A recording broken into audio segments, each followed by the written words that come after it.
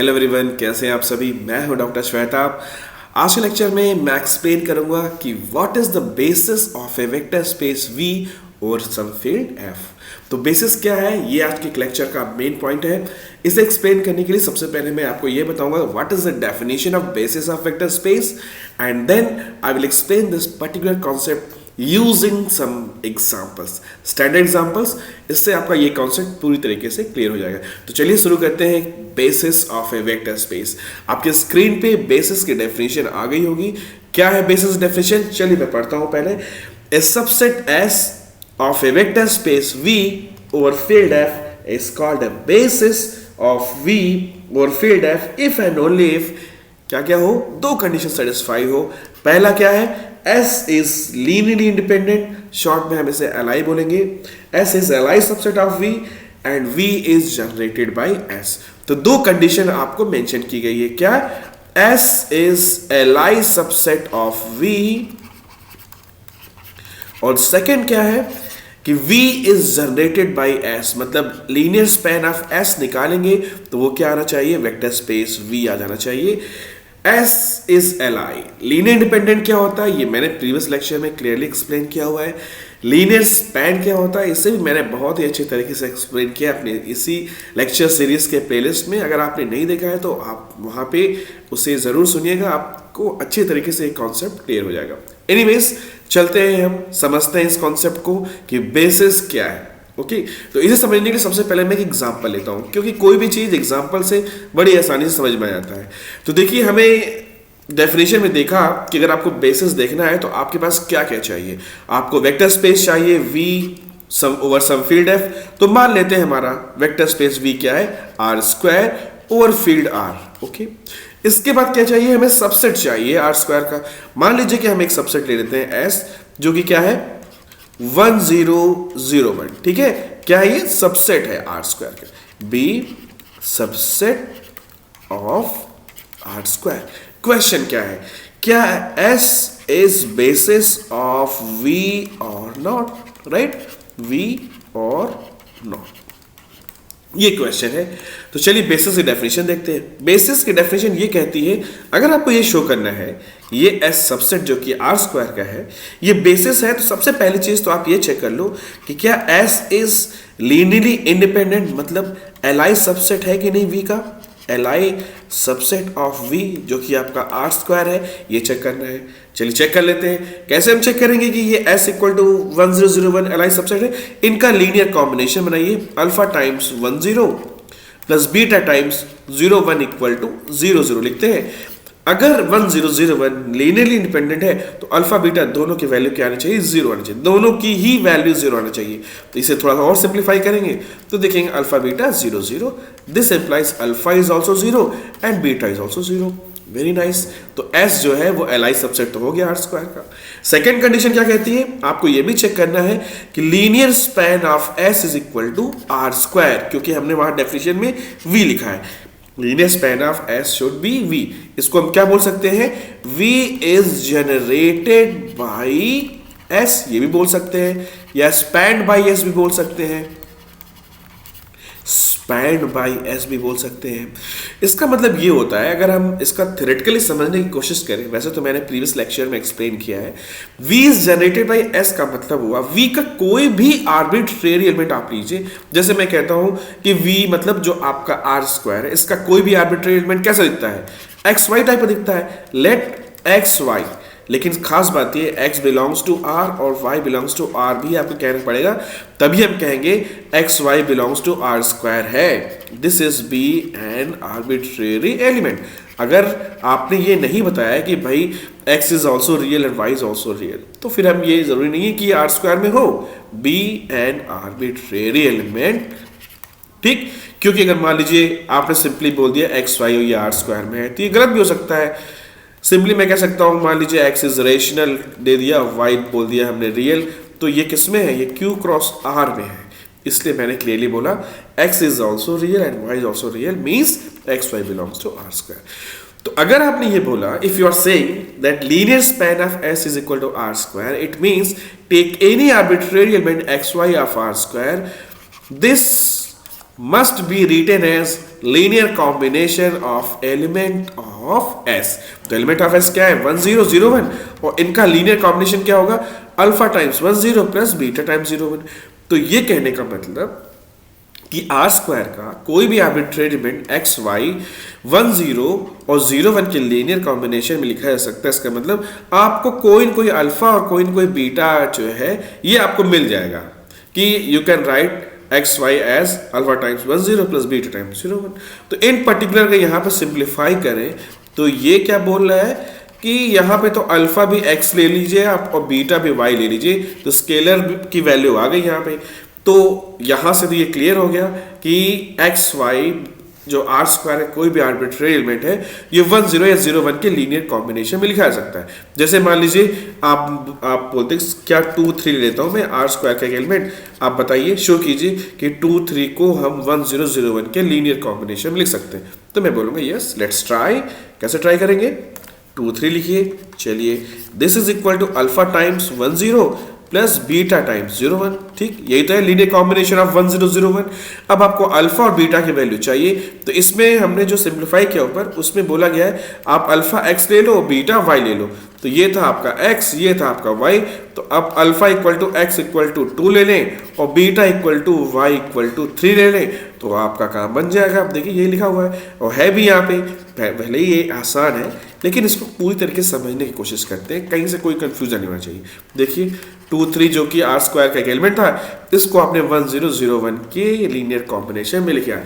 अगर आप दूसरे वे में देखें तो इस तरीके से हम ये कह सकते हैं कि आर स्क्वायर का आप कोई भी एलिमेंट ले लीजिए एक्स वाई, वो 10 01 से मिलकर बना हुआ है। 10 01 मिल के किसी भी तरीके से उस एलिमेंट के तरफ पहुंच जाएंगे, यही मतलब हुआ इसका। मतलब अब 10 01 किसी भी तरीके से मिलकर के मतलब ये है हमारा कि alpha times 10 plus beta times 01 जो है कोई न कोई अल्फा कोई न कोई बीटा ऐसा मिलेगा कि ये भाई साहब जो है एक्स वाई को अचीव कर ही लेंगे।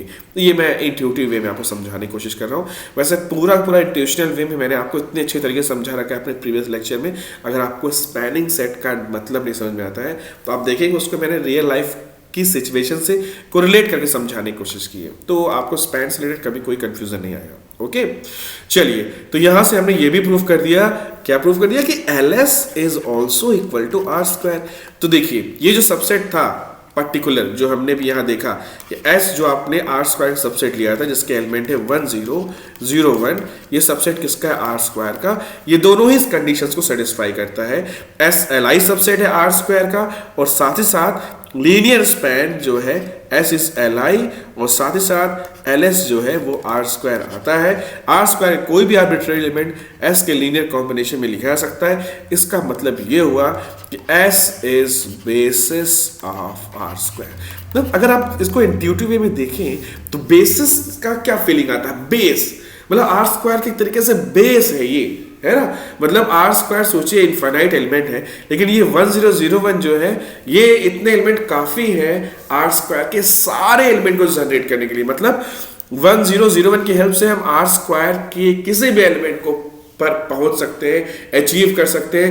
10 01 का लीनियर कॉम्बिनेशन मिला लीजिए तो आर स्क्वायर का ऐसा कोई एलिमेंट नहीं है जो कि उससे बच पाए। ठीक है, इंट्यूटिव वे में समझाने की कोशिश कर रहा हूँ। इट्स लाइक ए बेस, है ना। बेसिस की में बेस की फीलिंग लीजिए तो शायद आपको और अच्छा लगे समझने में।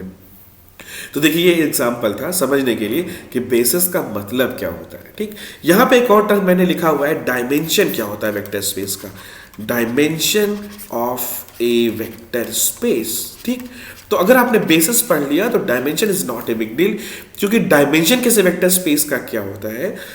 बेसिस जो आपने अभी डिफाइन किया है, बेसिस की कार्डिनलिटी बस देख लीजिए, मतलब number of element in the basis of A vector space भी। क्या कह रहे हैं हम, नंबर ऑफ एलिमेंट्स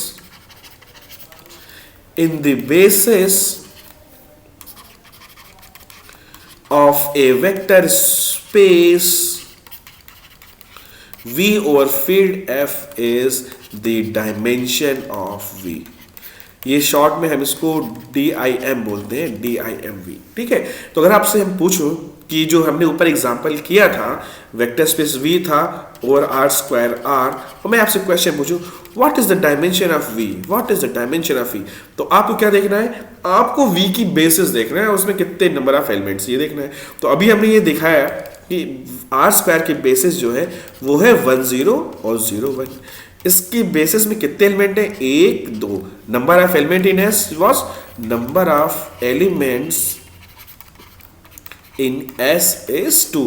मतलब क्या है, number of elements in the basis of R square, या नंबर ऑफ एलिमेंट्स, क्योंकि एस बेसिस है आर स्क्वायर की, तो number of elements in the basis of vector space V is 2, hence dimension of V equal to dimension of R square over field R is equal to 2। तो देखिए यहाँ से मैंने एक छोटे से एग्जांपल के थ्रू मैंने ये भी क्लियर किया आपको कि बेसिस क्या होती है, डायमेंशन क्या होता है, उसका पूरा एक्सप्लेनेशन मैंने आपको यहाँ पे दे दिया। ठीक है, अब जो भी वेक्टर स्पेस लेंगे कॉन्सेप्ट आपका यही है, एग्जांपल्स आपके जो है वो बदलते रहेंगे भले ही। अब जो कुछ इंपॉर्टेंट बातें हैं वो डिस्कस करते चलते हैं। जरा यहाँ पे एक और चीज देखिए कि बेसिस यूनिक है कि बेसिस इनफाइनाइट हो सकती है। देखिए क्या basis is unique, this is the question. अगर मैं आपसे बोलूं क्या ये यूनिक है, तो आप जरा सोचिए। फिर से वही एग्जांपल लेते हैं, v इक्वल टू लीजिए आर स्क्वायर ओवर आर। इसकी एक बेसिस आपने देखा क्या है, 1 0 0 1। ठीक है, लेकिन क्या इसके एक ही बेसिस है, ये भी बेसिस हो सकती है। 1 0 की जगह आप 2 0 0 2 लिख दीजिए, ये भी बेसिस है, ये भी बेसिस है। S2 ले लीजिए, 3 0 0 3। इस फॉर्म के जितने एलिमेंट लेने, इनफैक्ट और भी दूसरे फॉर्म के एलिमेंट ले सकते हैं। ये सारे के सारे क्या है, आर स्क्वायर की बेसिस फॉर्म करेंगे। मतलब आप आर स्क्वायर की कितनी बेसिस निकाल पा रहे हैं, इनफाइनाइट बेसिस। आर स्क्वायर और आर ले रहे हैं तो इसकी इनफाइनाइट बेसिस आप निकाल पा रहे हैं। मतलब ये है कि बेसिस यूनिक हो, हम ये बोले तो ये नीड नॉट बी ट्रू। ठीक, अब आपके पास एक क्वेश्चन है। क्या क्वेश्चन है कि क्या आपके पास कोई ऐसा वेक्टर स्पेस है, do you know any vector space with unique basis. ये आपके पास में क्वेश्चन है, आप मुझे कमेंट सेक्शन में रिप्लाई देंगे इसका। क्या कोई ऐसा वेक्टर स्पेस है जिसकी यूनिक बेसिस हो सकती है? अगर है तो आप इसका रिप्लाई मुझे दें, मैं देखूंगा और मैं आपका सही है अगर ये बताऊंगा। बट यहाँ पे आपने देखा कि ऐसा जरूरी नहीं है कि बेसिस जो हो वो यूनिक है। एग्जाम्पल है आपके पास इनफाइनाइट बेसिस का, लेकिन इन सारे एग्जाम्पल्स में एक खास बात है कि जो भी बेसिस है उसमें नंबर ऑफ एलिमेंट जो है वो सेम है। सारे बेसिस में नंबर ऑफ एलिमेंट्स कितने हैं, देखिए 2, राइट। इसका मतलब ये हुआ कि भाई बेसिस इनफाइनाइट हो सकते हैं लेकिन उसमें नंबर ऑफ एलिमेंट जो होंगे वो सेम होंगे। मतलब डायमेंशन ऐसा नहीं है कि एक बेसिस में 2 एलिमेंट है आर स्क्वायर के और दूसरे बेसिस में आर स्क्वायर के 3 एलिमेंट है, तीसरे बेसिस में आर स्क्वायर के 4 एलिमेंट है, ऐसा नहीं। डायमेंशन आर स्क्वायर और R is 2, dimension R square over field R is 2, then it is 2। आप इनफाइनाइट बेसिस लाइए, डजेंट मैटर, सब में 2 ही एलिमेंट होंगे। तो ये छोटी छोटी बातें हैं, इसको आप पूरी तरीके से क्लियर रखें अपने मन में, राइट। अब अगर हम इसी को जनरलाइज कर दें, आर स्क्वायर और आर पे की डायमेंशन देख लिया हमने, बेसिस देख लिया। अब यही पे मान लीजिए मैं बोलता वेक्टर स्पेस वी जो है वो R cube over field R है, तो इसकी एक बेसिस बताइए। और एक और खास बात मैं आपको यहाँ बता दूं, ये जो हमने 1 0 0 1 लिया था, s इक्वल टू जो ये 1 0 0 1 लिया है, देखिए ये स्टैंडर्ड एलिमेंट्स है ना, ये इन्हीं से हम जनरली काम भी कर रहे हैं, वर्क भी कर रहे हैं। तो इसको हम स्टैंडर्ड बेसिस भी कहते हैं, आर स्क्वायर की स्टैंडर्ड बेसिस, या कह सकते हैं आप usual basis of R square और आर। मतलब अगर आपसे कोई पूछे कि आर स्क्वायर और आर अगर ये है, इसकी स्टैंडर्ड बेसिस क्या होगा, तो आप बोलिएगा 1 0 0 1। तो हम क्या इसी को जनरलाइज करके वेक्टर स्पेस आर क्यूब और आर है, इसकी स्टैंडर्ड बेसिस लिख सकते हैं। आई होप कि अब इस पॉइंट पे आप मुझे इसका जवाब दे सकते हैं और आप बता भी सकते हैं कि क्या है, जैसा आप सोच रहे हैं इनफैक्ट वैसा ही है। बेसिस एस क्या हो सकती है इसकी standard basis, 1 0 0 0 1 0 0 0 1 is the basis of R cube over field R. Correct. तो डायमेंशन ऑफ आर क्यूब क्या होगा ओवर आर, आप देखिए बेसिस में कितने एलिमेंट है, 3 एलिमेंट हैं, तो dimension of R cube over R is 3। इसको जनरलाइज करके अगर मैं आपसे बोलूं कि v इक्वल टू अगर हम आर एन और आर ले लें तो what will be the dimension of R n over field R is coming out to be n. ये सारी बातें हैं जो हमें जानना है, राइट, कि डायमेंशन ऑफ आर स्क्वायर और R n over R is n. Basis लिखना होता इसकी तो कैसे लिखते आप, पहला एलिमेंट लेते 1, बाकी सारे 0 0 0 nth एलिमेंट 0 कर देते, फिर 0 लेते 1 लेते, फिर सारे एलिमेंट को 0 कर देते, फिर लिखते 0 0 1 लिखते, फिर सारे एलिमेंट को 0 करते, और ये लास्ट तक चलता, n तक चलता, और लास्ट में हमारा क्या होता 0 1, ठीक है, nth, राइट। तो दिस विल बी व्हाट, इसको nth एलिमेंट कह सकते हैं आप, basis of R n over R. तो देखिए ये था बेसिस, आर एन के पूरी बेसिस के बारे में डिस्कस किया हमने, डायमेंशन के बारे में डिस्कस किया, बेसिस का जो कॉन्सेप्ट है वो भी मैंने इस पॉइंट आउट पे डिस्कस किया। अगर किसी को यहाँ पे तक कोई डाउट है, किसी भी तरीके का कोई कंफ्यूजन है, तो आप एकदम फ्री है, आप उससे ज़रूर पूछिए, कमेंट में आप मुझसे क्वेश्चन पूछिए, या मेरे टेलीग्राम चैनल में, आप मेरे प्रोफाइल पे मिल जाएगा आपको, टेलीग्राम चैनल में भी आप ज्वाइन कर सकते हैं। मैं सारे कमेंट्स का वैसे तो रिप्लाई करता हूँ, वहाँ भी अगर आपको मेरे लेक्चर से रिलेटेड कोई डाउट है तो आप पूछ सकते हैं, और डेफिनेटली मैं आपकी हेल्प करूँगा, क्योंकि यही मेरा मेन पर्पज़ है। ओके, चलिए चलते हैं अगले पॉइंट पर डिस्कस करते हैं। अब मैं आपसे कुछ और क्वेश्चंस लेके डिस्कस करता हूँ, ये सारे फंडामेंटल हैं, क्योंकि अगले लेक्चर में मैं कुछ एग्जांपल्स करेंगे बेसिस पे, बट अभी फंडामेंटल क्वेश्चन डिस्कस करते हैं। मान लीजिए आपका वेक्टर स्पेस V है कॉम्प्लेक्स नंबर का C, और फील्ड मैं ले लेता हूँ R, ठीक है, मतलब आपके पास है C ओवर फील्ड R, और मैं आपसे क्वेश्चन पूछूं what is the dimension of C over R, ये क्वेश्चन पूछूं, तो बेसिकली आपको क्या देखना है, आपको देखना है क्या है कि basis of C over R क्या होगी। फील्ड आपका रियल है, वेक्टर स्पेस V जो आपने लिया है वो क्या है, आपका C है। तो इस तरह क्वेश्चन को डील करना है, तो सबसे पहले C का कोई आर्बिट्रेरी एलिमेंट देखिए कैसा दिखता है, right. So let me right any arbitrary element of C is of the form A plus IB, right, जहां A भी रियल होता है और B भी रियल होता है। अब हम A प्लस IB को यहीं से आइडिया लगता है C और R की बेसिस का, इसको हम ऐसे भी लिख सकते हैं A times 1 plus B times I, right, या शॉर्ट में यहीं से हमारे पास आइडिया आया कि कोई भी आप C का एलिमेंट लीजिए A प्लस IB, तो उसकी बेसिस हो सकता है 1I हो, क्योंकि आप देख सकते हैं क्या कि 1 और I जो है, ठीक है, ये Li भी है, और साथ ही साथ अगर हम S इक्वल टू 1I ले लें तो ये क्या करेगा, ये स्पैन कर देगा पूरे के पूरे C को, क्योंकि C का कोई भी एलिमेंट है A प्लस IB, देखिए ये 1 और I के लीनियर कॉम्बिनेशन से बन के बना हुआ है। तो LS equal to C is trivial, just look it here and you will see, right. बचा क्या देखना, ये देखना बचा है कि S इज Li सबसेट ऑफ C। देखिए Li सबसेट या लीनियर इंडिपेंडेंट कैसे चेक करते हैं हम 1 और I का लीनियर कॉम्बिनेशन कंसीडर कर लेते हैं, alpha times 1 plus beta times I equal to 0 plus 0 into I, right, है ना। C का कोई भी एलिमेंट 0 होगा, कैसा होगा, इस तरह का होता है ना, 0 प्लस 0 I लिख सकते हैं। अब रियल पार्ट को रियल पार्ट से आप कनेक्ट कर लें, और इमेजिनरी पार्ट को इमेजिनरी पार्ट से, तो अल्फा भी 0 आ गया, बीटा भी 0 आ गया, मतलब ये हो गया क्या कि 1I is Li subset of C। तो यहां से आपको ये समझ में आया कि C और R की बेसिस में 2 एलिमेंट हैं 1 और I, तो इसका मतलब हुआ dimension of C over R is coming out to be 2। This is the answer. Okay, अब यहाँ पे एक क्वेश्चन मैं आपसे पूछ रहा हूँ, हिंट मैं दूंगा, आपको इसका जवाब मुझे कमेंट सेक्शन बताना है। मान लीजिए अगर मैं वेक्टर स्पेस C की जगह क्या ले लूँ, V इक्वल टू ले लूँ C स्क्वायर, और फील्ड ले लूँ आपका क्या R, ठीक है। अब क्वेश्चन है dimension of C square over field R क्या होगी, इसकी बेसिस में क्या होंगे, कौन से एलिमेंट होंगे। तो सबसे पहले मैं हिंट के तौर पे आपको दे दूं, जैसे ऊपर देखा हमने डायमेंशन ऑफ सी और आर देखा, तो डायमेंशन ऑफ सी स्क्वायर और आर देखना है आपको। तो सबसे पहले सी स्क्वायर का कोई जनरल एलिमेंट देखिए कैसा दिखता है, आर्बिट्रेरी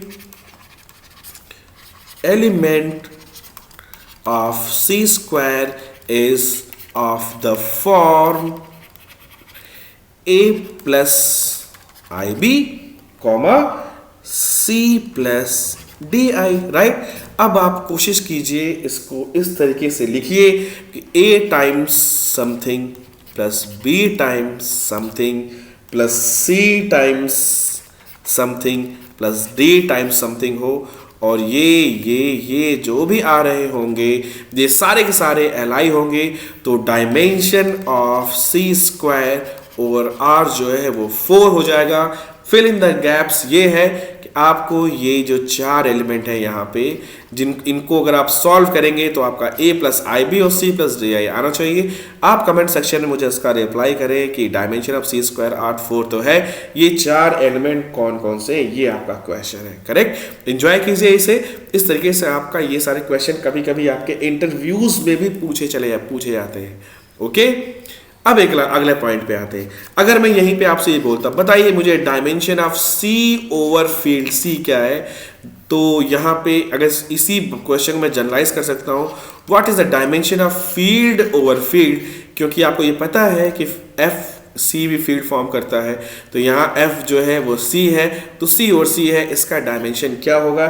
हिंट के तौर पे मैं आपको बता दूं कि सिंगलटन वन जो है विल बी बेसिस, तो इसका मतलब इसका डायमेंशन क्या होगा, dimension of C over C is equal to 1, dimension of R over R equal to 1, dimension of F over F is equal to 1। यही स्टैंडर्ड बेसिस है, क्योंकि किसी भी कॉम्प्लेक्स नंबर को अगर यहाँ इस क्वेश्चन को देखें तो वो जो है इसके मल्टीपल ऑफ 1 में लिखा जा सकता है। ठीक है, एनीवे 1 इज स्पैनिंग सेट हो जाएगा, ठीक है, और एल तो होगा क्योंकि ये सिंगल है। और भी अगर आपके पास कोई आर्गुमेंट होंगे तो आप मुझे ज़रूर बताएंगे, राइट। तो ये था, देखिए कुछ बेसिक्स अभी हमने डिस्कस किए, आर एन में देखा, सी में देखा, सी एन में आप कर सकते हैं। यहाँ पे कुछ क्वेश्चंस भी मैंने आपसे पूछे जिनके जवाब आपको देने हैं, राइट। कमेंट सेक्शन में दीजिएगा तो मुझे अच्छा लगेगा कि आप वर्कआउट कर रहे हैं। चलिए थोड़ा सा हम और आगे बढ़ते हैं। मान लीजिए मैंने आपको अगला वेक्टर लिया v equal to vector space M2 over field R, ठीक है, सेट ऑफ 2 क्रॉस 2 मैट्रिसेस का सेट है, मतलब v इक्वल टू आपका क्या है, collection of A B C D ऐसे मैट्रिसेस का है, ठीक है। अब क्वेश्चन में पूछ रहा हूँ what is the dimension of M2 over R। देखिए ये बेसिक एग्जांपल है, अंडरस्टैंडिंग के लिए भी, आप बेसिस भी समझ जा रहे हैं, यहाँ से डायमेंशन भी आप देख पा रहे हैं। तो इसका मतलब फिर से हमें क्या ढूंढना है, हमें S ढूंढना है जो सबसेट ऑफ V हो। अब भाई V का सबसेट है, M2R का सबसेट है, तो M2R कोई भी सबसेट ले रहे हैं तो भाई मैट्रिक्स का कलेक्शन लेना होगा। ऐसा होना चाहिए कि वो क्या करे, वो V को जनरेट करे और LI भी हो। तो ये जो स्टैंडर्ड एग्जाम्पल्स है ना, ये डायरेक्टली यहीं से निकल के आते हैं, क्योंकि हमने आपसे बताया था कैसे आपको चेक करना है कि LS is equal to V। ये वाली बात अगर आपको देखनी है तो ऊपर के एग्जाम्पल से एक आइडिया लग रहा है कि चलो पहले तो M2 या V का आर्बिट्रेरी एलिमेंट लिखते हैं। कैसा है वो, ABCD फॉर्म का है, वेरी नाइस। अब जरा ध्यान दें, एकदम जैसे हम R4 की बेसिस लिखेंगे तो क्या होगा, 1 0 0 0 0 1 0 0 0 0 1 0 0 0 0 1, कुछ इसी का आइडिया है यहाँ पे। 1 2 3 4, मतलब कुछ न कुछ M2 का 2 into 2 R4 से कनेक्शन होगा कहीं ना कहीं। लेट्स सी, जरा इसके आइडिया के आधार पे हम लिख सकते हैं एनी आर्बिट्रेरी एलिमेंट। ये क्या है, आर्बिट्रेरी एलिमेंट ऑफ M2 जहां A B C D belongs to R, ठीक है। आप किसी भी आर्बिट्रेरी एलिमेंट जो M2 का है उसको किस फॉर्म में ले सकते हैं, A टाइम्स 1 0 0 0, ये हो गया हमारा पहला, प्लस B टाइम्स 0 1 0 0, ये हो गया हमारा दूसरा, प्लस C टाइम्स 0 0 1 0, ये हो गया हमारा तीसरा, प्लस D टाइम्स 0 0 0 1। चेक करें, 1 1 1 के पोजीशंस बस बदल रहा हूं मैं यहाँ पे। तो देखिए क्लियरली हो गया भाई कि M2 का कोई भी एलिमेंट उठाइए, आर्बिट्रेरी एलिमेंट, तो उसको आप इन जो चार मैट्रिसेस लिखे हैं हम, इनके लीनियर कॉम्बिनेशन में लिख सकते हैं। यहाँ से हम आइडिया बनाते हैं कि इसका मतलब ये हुआ कि ये जो चार मैट्रिक्स हैं ये M2 को स्पैन कर रहे हैं, जनरेट कर रहे हैं, क्योंकि M2 का आर्बिट्रेरी एलिमेंट जो कि मैट्रिक्स होगा वो इनके लीनियर कॉम्बिनेशन में लिखा जा चुका है। ABCD was the arbitrary element of M2, जिसको कि हमने इनके लीनियर कॉम्बिनेशन में लिख दिया है, राइट। देखिए ये हो गए हमारे स्पैन ऑफ M2, मतलब LS is equal to M2 trivially हमने ऊपर प्रूफ कर दिया। बस इतना सा बचा हुआ है, क्या ये शो कर दे, क्या शो कर दीजिए कि S इज Li subset linearly independent subset of M2, तो ये बन जाएंगे क्या, M2 ओवर R की बेसिस बन जाएंगे। अब लीनियरली इंडिपेंडेंट शो करने का वही अप्रोच है, इनका लीनियर कॉम्बिनेशन कंसीडर कीजिए, alpha times 1 0 0 0 plus beta times 0 1 0 0 plus better है कि बीटा करने से ज़्यादा अच्छा है अल्फा 1 अल्फा 2 अल्फा 3 कर दें, ज़्यादा आसान होगा, या ABCD लिख दीजिए, alpha 1 alpha 2 alpha 3 0 0 1 0 plus alpha 4 0 0 0 1 is equal to matrix का जीरो क्या होगा, 0 0 0 0, करेक्ट। अब जरा इसको सिंप्लीफाई कर लेते हैं, सिंप्लीफाई करेंगे तो क्या बनेगा, इसको पूरे जोड़ेंगे, उससे अल्फा 1 अल्फा 2 अल्फा 3 और अल्फा 4 आ जाएगा, and this is equal to what, 0 0 0 0। This implies alpha 1 भी 0, मैट्रिक्स में आप जानते हैं मैट्रिक्स इक्वलिटी के बारे में, अल्फा 3 भी 0 अल्फा 4 भी 0, मतलब यहाँ पे आपने दिखा दिया कि अगर आप इनका लीनियर कॉम्बिनेशन आपने कंसीडर किया था तो सारे के सारे स्केलर 0 आ गए। दिस मीन्स S इज Li linearly independent subset of M2.